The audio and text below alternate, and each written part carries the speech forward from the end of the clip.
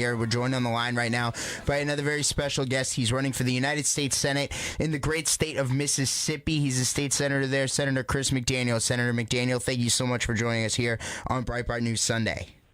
Hi, Matt. Thank you for having me, man. It's great to be here. So the reason why I wanted to have you on is we are seeing in the United States Senate now 3 Democrats, count them, 1, 2, 3, Senator Joe Donnelly, Senator Joe Manchin, and Senator Heidi Heitkamp have all signaled that they are open to supporting, actually 2 of them say that they will support $5 billion in funding for the U.S. border wall that President Trump has promised on the U.S. border with Mexico. And Senator Heitkamp says she's open to it. It's basically signaling that she would vote for it. I think that if the pressure really came down from the Republicans in the U.S. Senate on the Democrats, that we would see the rest of the Democrats cave on this. I think you would be able to see the $5 billion for the wall, and it would get going in earnest if we saw $5 billion passed in this next funding battle in September. But the problem is that Cindy Hyde-Smith is not doing anything about this. She was the person appointed into Thad Cochran's U.S. Senate seat, the seat for which you guys are both running, and she's not out there pressing for this right now. Tell us, what are your thoughts on this right now? What do you think needs to happen with regard to the border wall? Well, far too many of our elected officials are owned by the U.S. Chamber of Commerce, and she's owned by the U.S. Chamber of Commerce. They've already spent $2 million down here defending her appointment, and you know what that means. The Chamber is against the wall. The Chamber supports amnesty, and I'm very unhappy with the Chamber because of that. Frankly, they are the problem. Mitch McConnell is the problem. And the question for our time is, do you support immigration anarchy, or do you oppose it? Do you want law and order, or do you not value it? And right now, Cindy Hyde-Smith is standing on the side of Mitch McConnell. She's standing on the side of the U.S. Chamber of Commerce. And, Matt, that has to change. Mm-hmm. And so you're standing on the side of President Trump. You want the wall. You think it's time for us to have the wall. Why is it important to have a border wall? Oh, how many hours do I have? Can you give me a whole segment? Can you give me I got as much time as you got tonight, Chris. Go. Yeah. Explain it for us. It's a combination of several factors. First, it's a question of national security, and everybody intuitively understands that. But let's move forward just for a second. It's about natural cultural identity. It's about jobs. It's about who we are as a country. If we can't defend our borders, then who are we as a nation? You take Mississippi, for example. Our state traditionally has had very high unemployment numbers. Our state traditionally is a state where our people are looking for jobs. And the problem is, if we're importing illegals into this state, and those illegals are taking Americans' jobs, that's a real problem. Not only because we don't have the jobs, because there's a wage deflation concept of about 12% across the board. Listen, man, there's not enough time in the day to talk about the importance of the wall. It has to be built. Trump is right. I think it's the biggest issue facing this country right now. Mm-hmm. I couldn't agree more. And I remember back in the 2014 campaign, it was, I think, a defining moment in your campaign. When you came out, you were the first candidate, I think, in the country in 2014 to sign the pledge that Federation for American Immigration Reform, FAIR, had been putting forward back there in that campaign about not pushing for increases in immigration. And that includes illegal immigration because of the economic impact that would have on our American workers. And of course, people who feel that impact, whether it be legal or high levels of illegal immigration, we see the leftist groups and whatnot, the Open Borders lobby. We were talking about this in the last hour with Brandon Darby and Ian Mason, both of them cover immigration for us. But the effect that has on people, and it has a tremendous effect on the people of Mississippi. But one of the things is that President Trump has kind of changed the direction of where we were headed now. It's not like this problem is solved, okay? It's not one and done, and there needs to be deeper laws and reforms that we look at in the years ahead. But the fact of the matter is that just administratively, what we've seen President Trump and Attorney General Sessions and Secretary Nielsen and so on and so forth be able to do they've turned the ship around, right? And so we're seeing people's wages go up. We're seeing unemployment go down. You know, here's the thing. It's funny, Matt, because if you're talking about the fat cats in Washington, you know, the money changers, the lobbyists, the donors, the folks with the Chamber of Commerce, they're looking for cheap labor. On the other side of the equation, the Democrats are looking for a voting bloc that they can forever elect a president with. Lost in the middle are just regular Americans. Lost in the middle are just regular Mississippians, those folks trying to take care of their families and to work a solid job. And it's got to change. We've got to reevaluate the way we see this country, and Trump is right. What about America first? For a change. What about America first for a change? It has to happen if we're going to be successful, and nobody needs it worse than the people of Mississippi. Mm-hmm. Now, another issue that I know is really near and dear to the hearts of the people of Mississippi is the issue of rebuilding our military. And I know this is something that President Trump has put at the forefront. And I know it's something you support too. We saw the last administration really slash our military spending and shutting down different bases and so on and so forth. But the fact of the matter is that we know there's a huge veteran community, huge military community in Mississippi. What are some of the things you would do as a U.S. Senator that we aren't seeing from the political class here in Washington? That includes Cindy Hyde-Smith. That includes the efforts of the Democrat in this race, Mike Espy. There's no way he'd do anything to help. But the point is that what are some of the things you would do as a U.S. Senator to make sure that our military, especially those in Mississippi, are taken care of? Well, our state, as you know, is a pro-military, pro-veteran state. We serve disproportionately in numbers. We disproportionately sacrifice for the military and the armed forces. Our people are brave patriots, and they always have been. And what we have to do first and foremost is to prioritize our spending.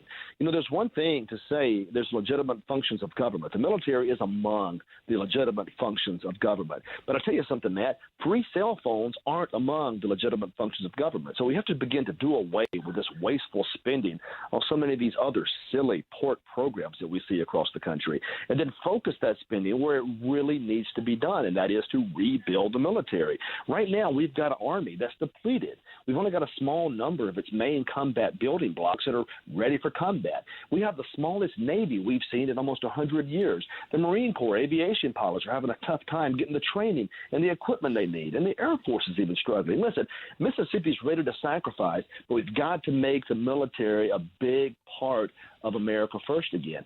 Build the wall, fund the military, take care of our veterans, and let's do this. Trump's right. He has to be fought for. Trump needs fighters, man. You know the thing is, Matthew, why I'm venting right now? So many people want to ride his coattails to Washington, but nobody wants to stand there and fight side by side to get something done. I want to go there to fight side by side to get something done. Yeah, no, I couldn't agree more, and that's why President Trump is attracted to people like Jim Jordan and Mark Meadows. Those guys are, he calls them warriors, or I think a Politico headline was Trump's pit bulls. I think you'd be right there in line with those guys when you get here. But the fact of the matter is, you know, if you look across at your opponent in this race, right, Cindy Hyde-Smith, who was appointed into the position, she didn't earn it, but she was a Democrat for many years, right? Like, and I know we had a big story in this. I don't think we've talked since we did this story, but there was an interview she did with the Weekly Standard when she said that she voted in the Democrat primary in 2008, and she didn't know remember who she voted for, and then it came out later that the chairman of the Democrat Party of Mississippi at the time in 2008, he's no longer the chairman, his name's Ricky Cole, came out and confirmed in a Facebook post that Cindy Hyde-Smith did in fact in 2008 vote for Hillary Rodham Clinton. How can she be a Republican U.S. Senator from Mississippi but vote for Hillary Clinton? I mean, that is insane to me. It's completely insane. It answers your question. She can't be. She can't be a Republican. She can't be a lifelong conservative. And that's just the tip of the iceberg. Not only did she vote for Hillary Clinton, when she was agricultural commissioner here in the state, she implemented a gun ban, or tried to implement a gun ban on state ag properties. Her biggest donor, Matt, her biggest donor right now is a man named Sean Parker. Sean Parker was Hillary Clinton's biggest donor. He gave Hillary Clinton $300,000 of his money back in 2016. He just gave Cindy $250,000. She's funded by Democrats. She votes like a Democrat.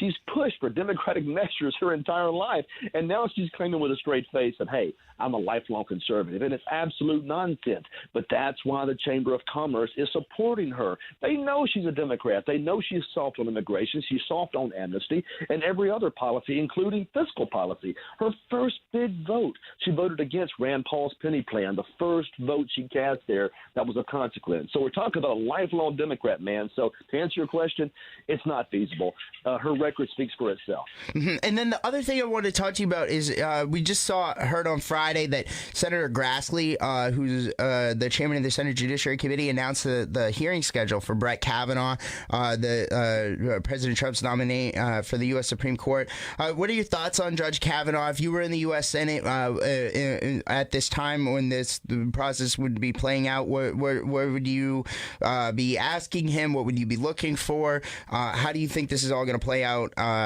with this nomination? I would ask him a combination of questions that all deal with one central issue, and that is I want to understand whether he's an originalist or not, whether he's a Scalia guy or not, whether he's like Alito and Thomas or not. And I tell you this, he appears to be just that guy. And if I was there, I would vote for him in a heartbeat. I would vote to confirm him based on what I know. He seems like an outstanding jurist.